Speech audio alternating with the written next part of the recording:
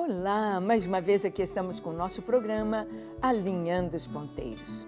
Você está com a sua vida alinhada com a Palavra de Deus, alinhada com a vontade de Deus.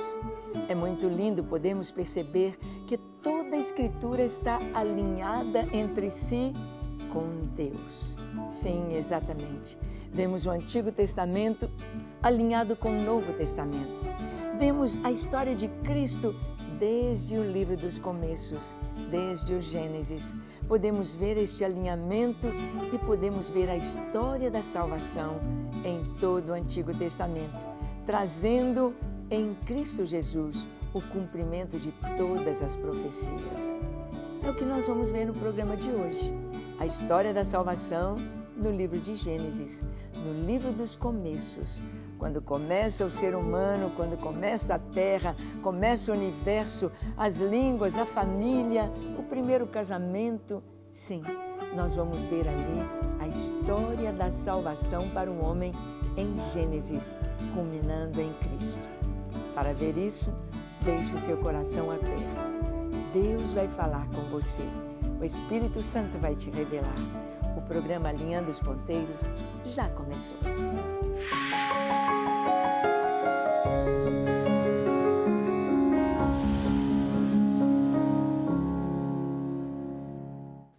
Muito bem, nós vemos que a história é algo tão lindo, tão maravilhoso. Todo o enredo das Escrituras, ele tem começo, meio e fim. E o fim da história se alinha, se abotoa com o começo da história. Tudo que nós temos no capítulo 1 e 2 de Gênesis, todo aquele cenário maravilhoso da perfeição, do início da criação, nós vamos ver que o pecado trouxe uma grande confusão, uma bagunça. Deus vai levantando uma nação, Deus levanta Israel, Deus levanta em Abraão uma descendência para ter um descendente especial da família de Davi, da tribo de Judá, Jesus, que vai trazer toda a humanidade de volta àquele começo, de volta ao que Deus planejou em Jesus. Mas nós vamos ver a história bem no comecinho. Gênesis nos fala do Deus triuno na criação. Olha o que diz o Gênesis capítulo 1, dos versículos 1 ao 5. Lemos assim: No princípio, criou Deus os céus e a terra. A terra, porém, estava sem forma e vazia. Havia trevas sobre a face do abismo e o Espírito de Deus pairava por sobre as águas. Disse Deus: haja luz, e houve luz. E viu Deus que a luz era boa, e fez separação entre luz e as trevas. Chamou Deus a luz dia, e as trevas noite. Houve tarde e manhã o primeiro dia. Nós vamos ver que em 6 dias Deus criou todas as coisas que existem, visíveis e invisíveis. Por que essa expressão visíveis e invisíveis? Porque tem coisas da criação de Deus angelical que nós não vemos com esses olhos mortais. Nós não podemos ver os anjos que estão aqui ao nosso redor, a realidade espiritual e às vezes até mesmo demônios que estão agindo nas pessoas e fazendo tanta confusão no mundo.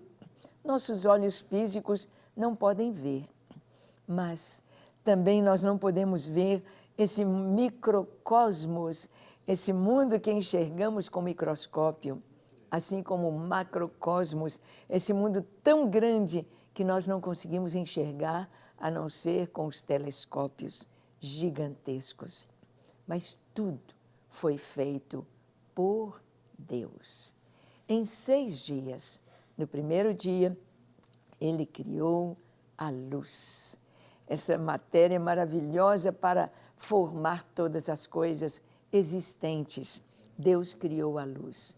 O Deus triuno. Deus triuno. E nós vamos ver também no Novo Testamento, nos Evangelhos, no Evangelho de João, nós vamos ver Jesus na criação do mundo. João capítulo 1, também dos versículos 1 ao 5, Gênesis 1, de 1 a 5, João 1, de 1 a 5. Lemos assim: no princípio era o Verbo, e o Verbo estava com Deus, e o Verbo era Deus. Ele estava no princípio com Deus. Todas as coisas foram feitas por intermédio dele, e sem ele, nada do que foi feito se fez. A vida estava nele, e a vida era a luz dos homens. A luz resplandece nas trevas, e as trevas não prevaleceram contra ela.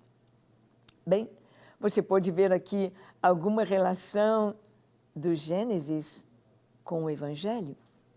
Você pode ver aqui algumas coisas interessantes do versículo 1 ao 5 de Gênesis, com o versículo 1 a 5 de João? Você viu que a primeira coisa a ser criada foi a luz? E aqui em João está escrito que Jesus é a luz? Nós vemos aqui, no início da criação, no princípio, criou Deus os céus e a terra. Esse Deus aí está no plural, Elohim. Elohim, Deus Pai, Deus Filho, Deus Espírito Santo, criou os céus e a terra. E em João nós lemos, no princípio era o Verbo, a palavra em ação. O Verbo estava com Deus, o Verbo era Deus, é Jesus. Jesus é o Verbo. Todas as coisas foram feitas por ele, porque Deus fez tudo através da palavra. E sem ele, nada do que foi feito se fez. A vida estava nele, e a vida era a luz dos homens. A luz é necessária para que haja vida. Não tem vida sem a luz. A luz mostra e traz e mantém a vida. Tão lindo. Podemos ver Gênesis e os Evangelhos. Nós vamos ver que o pecado da humanidade e o juízo de Deus com o dilúvio. Nós vamos ver que em toda a Escritura há esse alinhamento tão perfeito do que está lá no Antigo Testamento, correlacionado, alinhado perfeitamente com o Novo Testamento. Nós vamos ver que tudo que está ali em forma de história ou da revelação do Senhor no Antigo Testamento, nós vemos em Jesus a consumação desta revelação. Nós vemos em Jesus o que foi criado no poder de Jesus, pela palavra de Jesus. Ele é um com o Pai, e ele estava desde o princípio com Deus na criação. Em Gênesis 6, de 11 a 14, nós vamos ver o pecado da humanidade e o juízo de Deus que veio com o dilúvio. Lemos assim: a terra estava corrompida à vista de Deus e cheia de violência. Viu Deus a terra, e eis que estava corrompida, porque todo ser vivente havia corrompido o seu caminho na terra.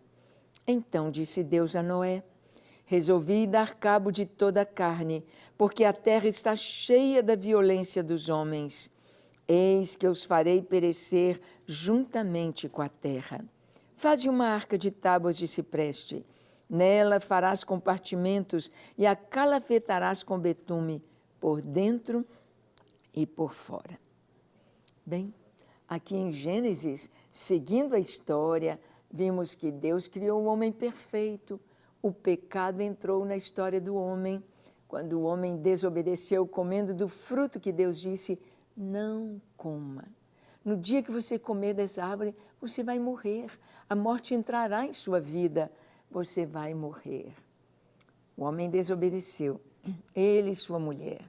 O pecado entrou, veio o primeiro homicídio, e nós vamos ver a descendência de Caim, vamos ver o primeiro bígamo, e violência, e confusão, e Deus diz: vou destruir a terra, vou enviar o dilúvio, mas só vai você, Noé, e a sua família. Faz uma arca para a salvação. Deus não destruiu tudo que Ele criou. Ele veio dar uma nova chance, trazendo uma nova aliança, dando uma nova oportunidade. E nós vamos ver que Jesus veio como a salvação. Jesus veio para trazer a vida. A palavra Noé significa descanso. Deus queria trazer o descanso para a terra em um novo tempo. Jesus, seu nome significa Deus salva. Jesus vai trazer a salvação em si.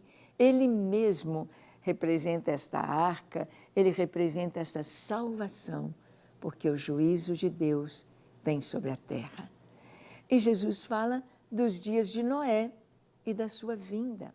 Jesus veio, deu a sua vida ali na cruz do Calvário, foi sepultado, ressuscitou ao terceiro dia, ascendeu aos céus, enviou o Espírito Santo e voltará. Voltará num dia em que o Pai sabe. Ele trouxe todos os sinais que aconteceriam ou vão acontecer na sua vinda. Mas ele diz o seguinte, em Mateus 24, de 37 a 39. Pois assim como foi nos dias de Noé, também será a vinda do Filho do Homem. Porquanto assim como nos dias anteriores ao dilúvio, comiam e bebiam, casavam e davam-se em casamento, até o dia em que Noé entrou na arca, e não perceberam, senão quando veio o dilúvio e os levou a todos. Assim será também na vinda do Filho do Homem. Bem, Jesus usa aquele momento quando todos estavam vendo, a arca estava crescendo, tomando forma, e a arca de Noé não era um barquinho qualquer, não era uma tecnologia simples, mas bem complexa.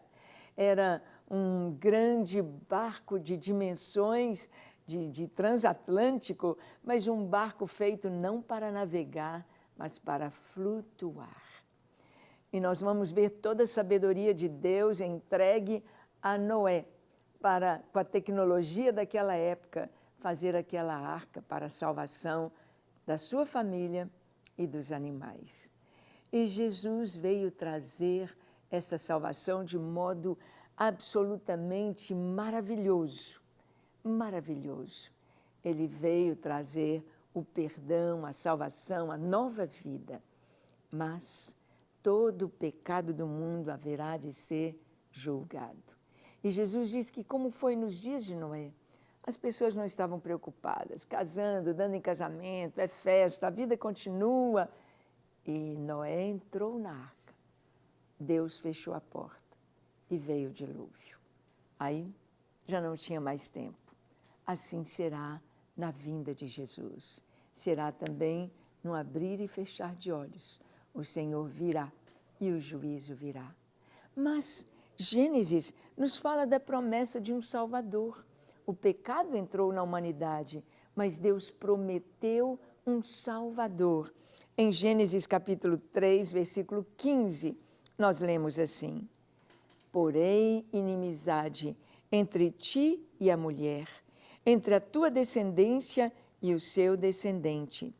Este te ferirá a cabeça e tu lhe ferirás o calcanhar. Aqui em Gênesis, quando Adão e Eva pecaram, quando confessaram o seu pecado, eu comi o fruto, mas foi a mulher que me deu. A mulher disse, eu comi o fruto, eu desobedeci, mas foi a serpente que me fez pecar. O Senhor Deus trouxe uma maldição sobre a serpente, símbolo de Satanás, do inimigo, do adversário do ser humano, e trouxe uma palavra também para a mulher e o homem.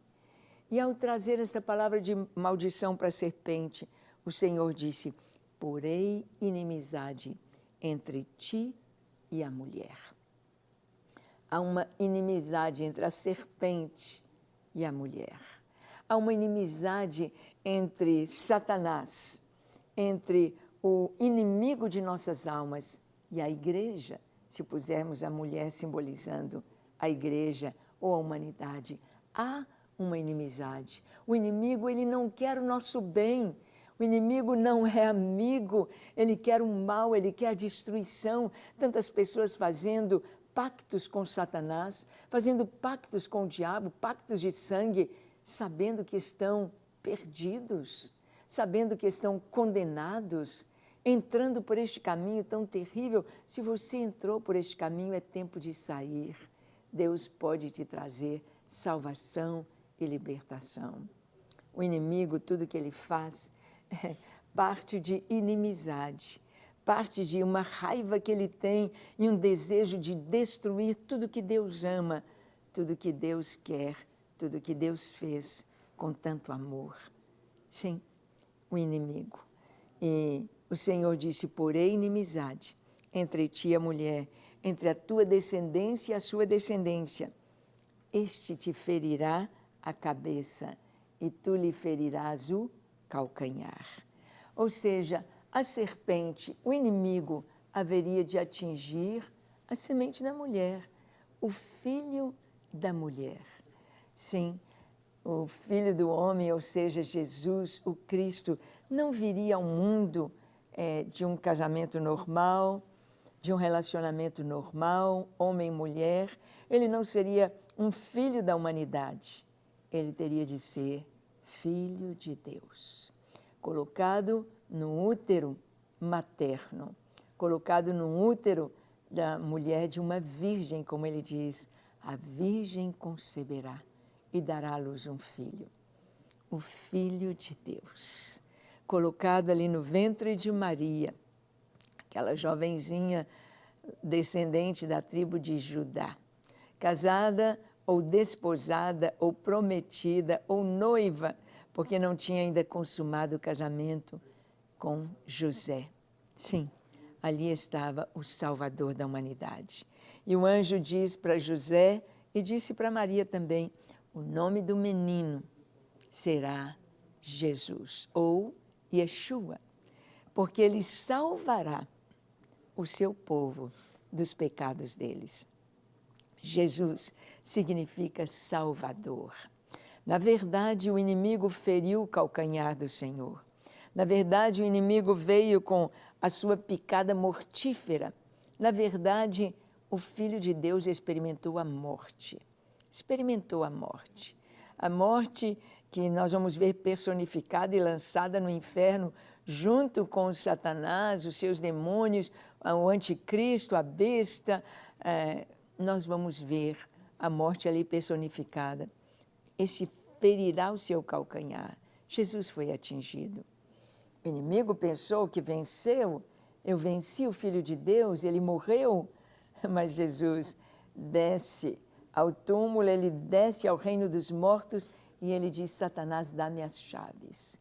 Ele trouxe as chaves da morte e do inferno. Estão nas suas mãos as chaves da morte e do inferno. E é tão maravilhoso podermos ver que o Senhor é aquele que vai esmagar a cabeça da serpente. Quando a serpente é esmagada, quando a sua cabeça é atingida, ela está derrotada, ela está morta. Jesus veio ferir a cabeça da serpente. Nós vamos ver que lá no Gênesis 12, de 1 a 3, nós vamos ver que Deus faz uma promessa a Abraão, uma promessa que é para ele, para a sua descendência e para as nações. Olha o que está escrito, Gênesis 12, de 1 a 3. Deus chama a Abraão e lhe faz promessas. Ora, disse o Senhor a Abraão, sai da tua terra, da tua parentela e da casa de teu pai, e vai para a terra que te mostrarei. De ti farei uma grande nação, e te abençoarei, e te engrandecerei o nome, sê tu uma bênção. Abençoarei os que te abençoarem, e amaldiçoarei os que te amaldiçoarem. Em ti serão benditas todas as famílias da terra. Deus chamou Abraão e disse, sai da tua terra, da tua parentela, vai para uma terra que eu vou mostrar, eu vou caminhar com você, Abraão. Vou te dar uma descendência, e em ti serão abençoadas todas as famílias da terra. Sim, aqui nós vamos ver que Deus vai trazer o descendente de Abraão, o descendente através de Isaque, através de Jacó, através de Judá, e nós vamos ver que na descendência ali de Judá tem o rei Davi e na descendência de Davi está Jesus. Tanto por Maria, por Natã, filho de Davi, como por José, filho de Salomão, filho de Davi. Nós vemos ali Jesus. Aconteceu o cumprimento da promessa feita a Abraão em Cristo. O mundo todo é abençoado por uma bênção que veio para Abraão em Cristo. Vamos ver a revelação desta bênção? Olha que coisa linda, está em Gálatas capítulo 3, versículo 16. Está escrito: ora, as promessas feitas a Abraão e ao seu descendente, não diz e aos descendentes como se falando de muitos, porém como de um só, e ao teu descendente que é Cristo. A promessa que Deus fez a Abraão estava toda sendo culminada ou focada em Cristo. Cristo é a bênção da humanidade. Cristo é a bênção para todo mundo. Cristo. Só Ele pode trazer o perdão dos pecados. Só Cristo pode trazer a paz, paz com Deus, paz consigo mesmo, paz uns com os outros. Só Cristo. E o cumprimento da promessa feita a Abraão vem até Jesus. Ele vai abençoar todas as famílias da terra. Gente, nós sabemos que pessoas na droga, viciados, pessoas que estão lá nos presídios, criminosos, ladrões, pessoas más, pessoas perversas, pessoas endemoniadas, pessoas que só querem o mal. Quando têm um encontro com Jesus, quando se quebrantam e entregam seus corações ao Senhor, são transformados. Aquele assassino se torna uma ovelha, um filho de Deus, uma pessoa cheia de amor e de bondade. Aquele ladrão se torna uma pessoa trabalhadeira e generosa. Só Deus pode fazer. Aquele bêbado inveterado, ele se torna uma pessoa sóbria e feliz e centrada para trabalhar, para ensinar, porque o Senhor transforma. Jesus traz vida nova, vida eterna. Em ti, Abraão, serão abençoadas todas as famílias da terra, no teu descendente. O apóstolo Paulo diz, ele não fala, Deus não fala nos teus descendentes, que Abraão gerou, quantos filhos? 8 filhos. Ele gerou Ismael, Isaque e os 6 filhos de Quetura. 8, 7 nações árabes e a nação de Israel. Não é nos seus descendentes que a humanidade seria abençoada. Não, é no singular, em Cristo, no seu descendente. Você já foi abençoado em Cristo. Você já tem Cristo como seu Senhor e Salvador. Sua vida pertence a Ele. Que tal orar e entregar-se a Ele agora? Vamos fazer isso? Feche os seus olhos, curve a sua fronte. Se for possível, se ajoelhe onde você está.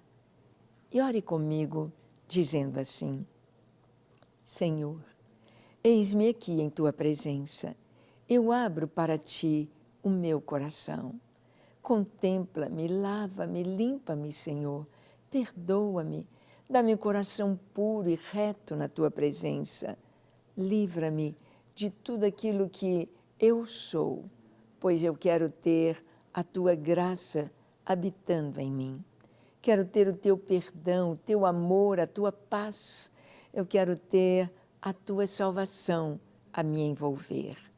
Eu me entrego a Ti para ser inteiramente Teu, com tudo que sou, com tudo que tenho. Eu e a minha casa somos Teus, hoje e para sempre. Amém, amém e amém. Graças a Deus. Como Deus é bom. Fique firme na sua decisão. Fique firme na palavra do Senhor. Leia sempre a Bíblia, ore, participe da igreja e seja fiel ao Senhor.